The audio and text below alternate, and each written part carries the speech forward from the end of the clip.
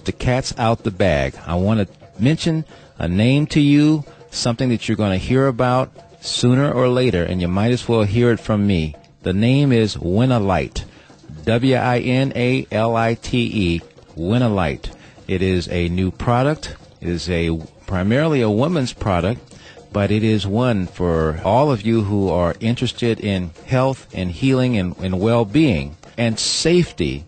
It is a product that will literally change the landscape in women's sanitary napkins. And you're hearing this from a guy who has really been learning much about what women have been experiencing over the last, well, how about generations? I want to invite you to visit my Winalite website. It is philos.mywinalite.biz, B-I-Z.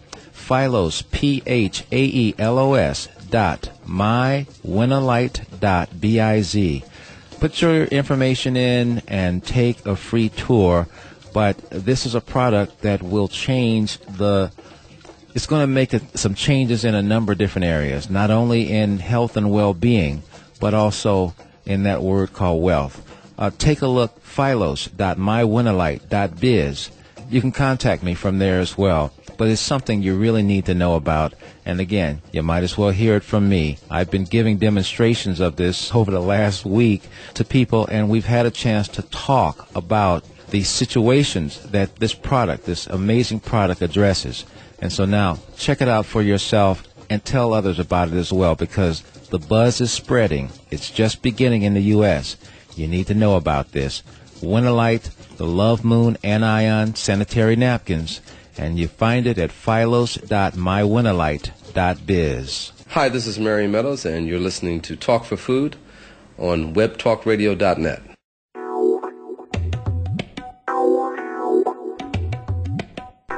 I imagine you haven't come down yet as Talk for Food returns for this second half here on webtalkradio.net with Adam Abraham.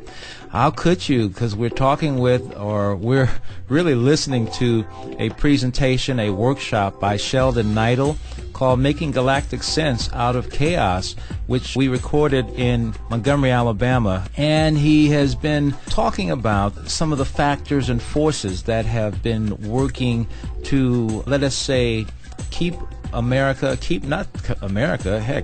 world in fear. Keep humanity in fear, because only in fear can you be totally oblivious to who you are and what your nature is. And that also means to your power. If you are afraid, you will not touch the power that is within you, and yet it's there. The only way you can use it wisely and to the benefit of yourself and humanity is to embrace it, to be one with it, because it's already there.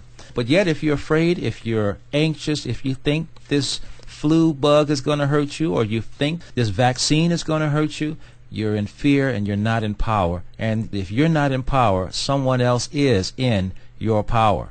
So let us continue as Sheldan lays out a bit more and talks about some of the background and the history, and then we go back into your galactic neighbors and what can lie ahead if it's within your heart.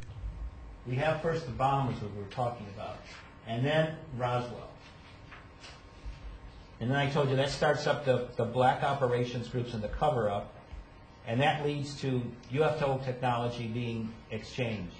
One of the major things, is Dr. Shockley and the rise of the transistor. Now, the transistor being used as a semiconductor using silicon doping was something that they got from the UFOs. There was another one they were playing around with, which was Maury King's one, which was based on germanium. But then they found from the UFOs this one, and that's the one they finally decided to use. So then we have 65, we have the next rise, which is now where we're moving from technology into consciousness. And then we have space, which now enlivens interest in space.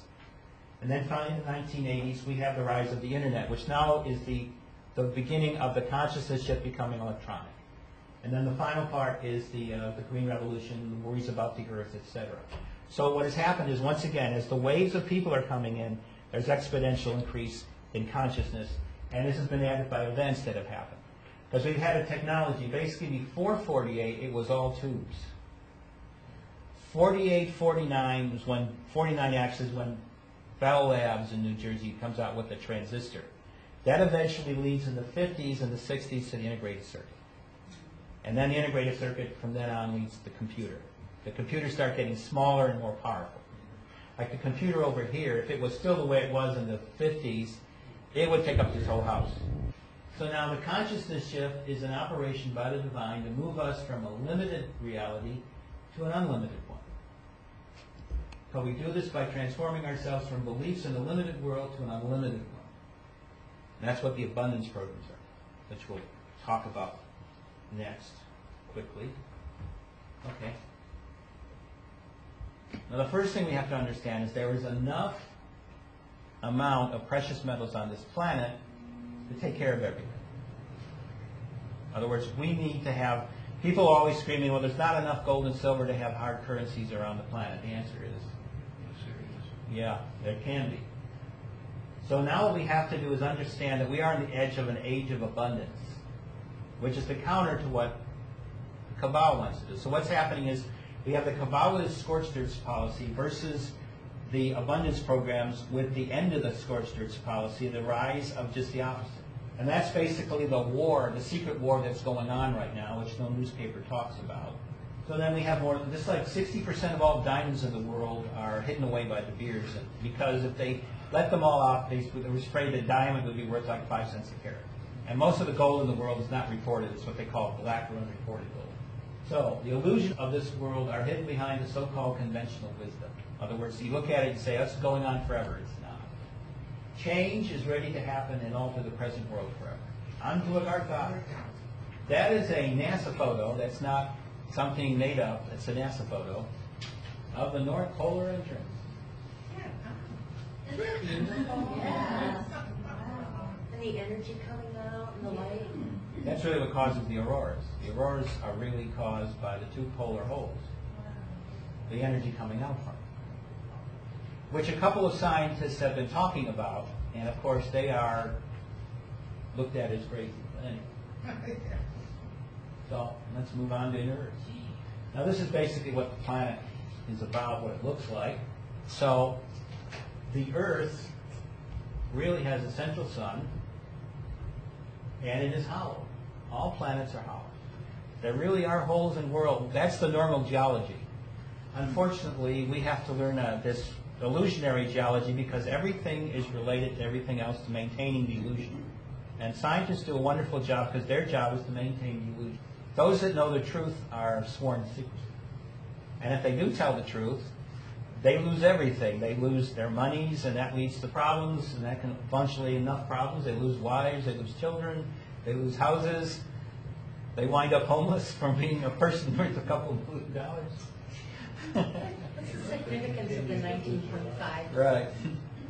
Those are the basic hang points. See, the globes are actually hung in a magnetic field of the sun that basically the major nodal points are at 19.5 degrees, both north and south of the equator and of the north and south polar holes. So these holes are the reason for people doing their polar exploration? Yeah, they're trying to find them, but it depends on whether the Antarcticans will let them in because they have fields around. And of course, those people who regularly fly over the pole know they don't fly over the pole because if you get too close to the actual hole, your systems, electrical systems, go crazy, and your magnetometer starts doing a spin like it's a merry-go-round at high speed. That's what Admiral Byrd encountered. Right, because he didn't know what happened to him, so he flew 1,200 miles inside the pole looking. He was flying from northern Alaska. He was supposed to go up north and then go down to the Bering Strait and then go back down to Juneau. And of course, he was wondering, where's Juneau? He'd gone 1,200 miles. It should have been there in about 800 miles. He was very upset. And then he realized, I'm not on top of the Earth. I'm inside. Well, the EGNI teams did it, and they've also taken me inside of the Earth. I've done all kinds of things in my life. So that's what probably makes me weird. Where are you from originally? Sirius B. Really, really? Sirius B. The third planet from Sirius B. That's an interesting story. One quick aside. I like this guy.